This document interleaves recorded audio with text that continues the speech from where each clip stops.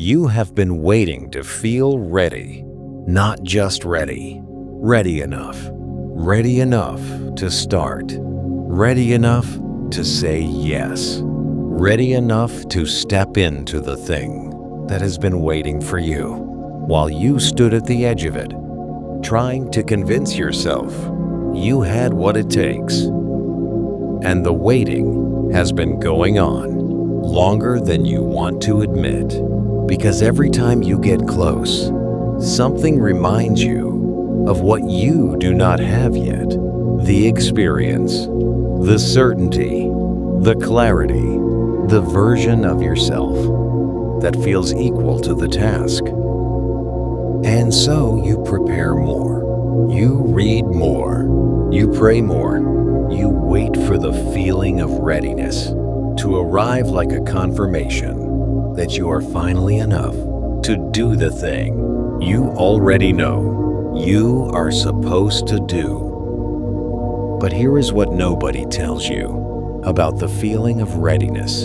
It rarely arrives before the step. It usually arrives during it. Joshua did not feel ready. The man who had led Israel for 40 years had just died. The assignment in front of Joshua was the same assignment Moses never completed. The Jordan River stood ahead. An entire nation stood behind. And God said, "Be strong and courageous." Not, "Wait until the grief passes." Not, "Wait until confidence arrives." Not, "Wait until you feel qualified." Be strong and courageous. Present tense. Now, with the grief still fresh, with the river still flooded, with the task still impossible. The command was not a description of how Joshua felt. It was a description of what Joshua was about to do, and that changes everything. Before we read, there is one phrase repeated 4 times in this chapter. Most people hear it as a command about courage, but I think they miss the real problem. Because Joshua's problem was not courage. His problem was grief. His problem was responsibility. His problem was being asked to move forward before he felt ready. Listen for what God says, but also listen for what God never says. He never tells Joshua to stop grieving. He tells him to move. Listen slowly. Joshua 1. Now, after the death of Moses, the servant of the Lord, it came to pass that the Lord spake unto Joshua, the son of Nun, Moses' minister, saying, Moses my servant is dead. Now therefore arise, go over this Jordan, thou and all this people, unto the land which I do give to them, even to the children of Israel. Notice how quickly that happens. A funeral, then an assignment. Life does that sometimes. Keep listening. Every place that the sole of your foot shall tread upon, that have I given unto you, as I said unto Moses, from the wilderness and this Lebanon, even unto the great river, the river Euphrates, all the land of the Hittites, and unto the great sea, toward the going down of the sun, shall be your coast. There shall not any man be able to stand before thee all the days of thy life. As I was with Moses, so I will be with thee. I will not fail thee, nor forsake thee. Be strong and of a good courage, for unto this people shalt thou divide for an inheritance the land which I swear unto their fathers to give them. Most people read that sentence as if God is describing Joshua. He is not. He is describing what Joshua must do next, there is a difference. Only be thou strong and very courageous, that thou mayest observe to do, according to all the law, which Moses my servant commanded thee. Turn not from it to the right hand, or to the left, that thou mayest prosper, whithersoever thou goest.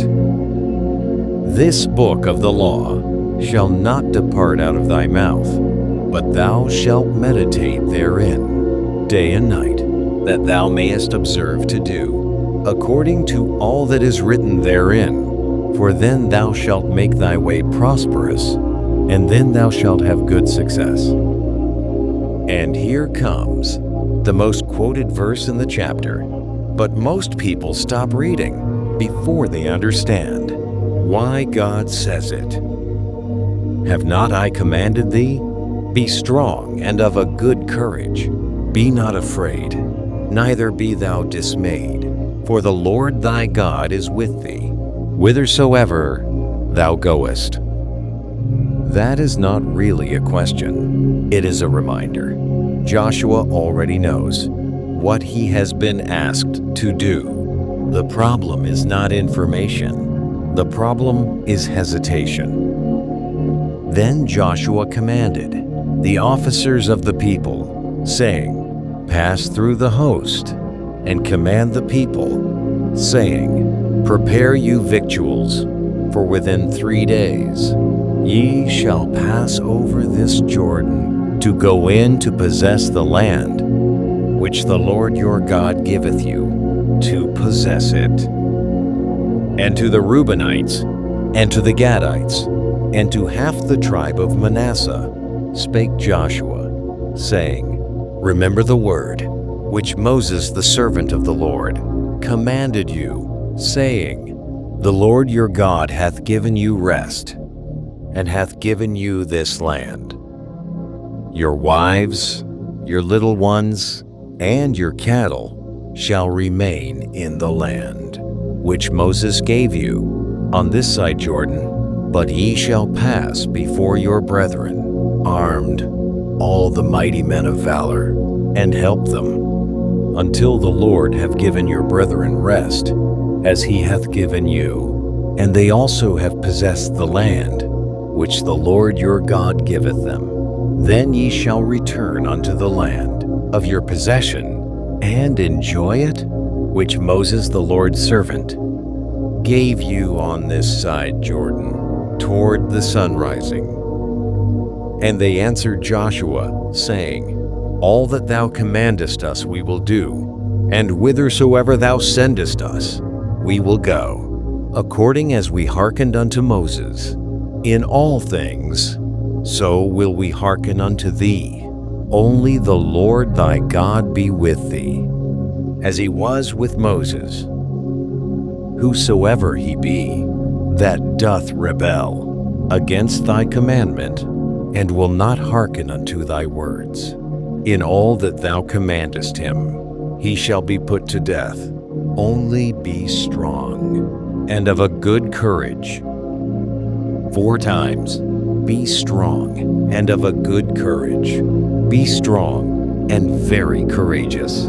Be strong and of a good courage. Only be strong and of a good courage. If Joshua already felt strong and courageous, God would not have needed to say it 4 times. The repetition is not celebration. The repetition is instruction. For someone standing in fear, being asked to move anyway. And then verse 9 lands, Have not I commanded thee? Not a question, a reminder. God is not asking Joshua whether he received the command. He is telling Joshua that the command itself is the source of the courage. You do not produce the courage first and then obey. You obey first, and the courage meets you in the movement. The problem is not information. The problem is hesitation. For the Lord thy God is with thee, whithersoever thou goest, not whithersoever thou feelest ready to go, whithersoever thou goest. Here is what that looks like when it leaves the page and lands in a life. Picture someone standing at a door they have been circling for months, not avoiding it, circling it, coming close enough to touch the handle, stepping back just before turning it. They know what is on the other side. They know they are supposed to go through. Everyone around them believes they are ready. But every time their hand reaches for the handle, something in their chest says, "Not yet. What if you fail? What if you are wrong? What if 40 years of preparation is still not enough?" And they circle again. The Jordan was at flood stage. That detail is in the text. The Jordan was at flood stage, at the time of harvest, the worst possible time to cross a river on foot with an entire nation behind you. God did not wait for easier circumstances. He gave the command into the hard ones. Not go when the river calms. Not go when you feel equal to it. Not go when the grief is behind you. Arise, go over this Jordan now. The presence is the preparation. I will not fail thee, nor forsake thee. That is not a reward for crossing successfully. That is the equipment for crossing at all. You do not go because you are ready. You go because He is with you. And the difference between those two things is the difference between a life spent circling the door and a life spent walking through it. If you have been circling the door that God has already opened for you, type one word in the comments. Circling, waiting, afraid, going. Whatever is true for you tonight, the command has already been given. The presence is already there. The river is still flooded. Go anyway. Sit with that for a moment. Let it land. Father, I have been waiting to feel ready. I have been circling the thing you have already called me toward, coming close, stepping back, preparing more, waiting for a version of myself that feels equal to what you are asking. And I have been confusing the absence of that feeling with the absence of your calling. But Joshua did not feel ready either. He was grieving. He was afraid. He was standing at a flooded river with an impossible task in front of him. And you said, I will not fail thee. I will not forsake thee. You did not say, you will feel strong enough. You said, I will be with thee. So tonight, I am naming the one thing I have been waiting to feel before I move, and I am choosing to move anyway, not because I am ready, because you are already there. Whithersoever I go, amen. The command was never a description of how you feel. It was always a description of what you are about to do. Be strong and of a good courage. Go anyway.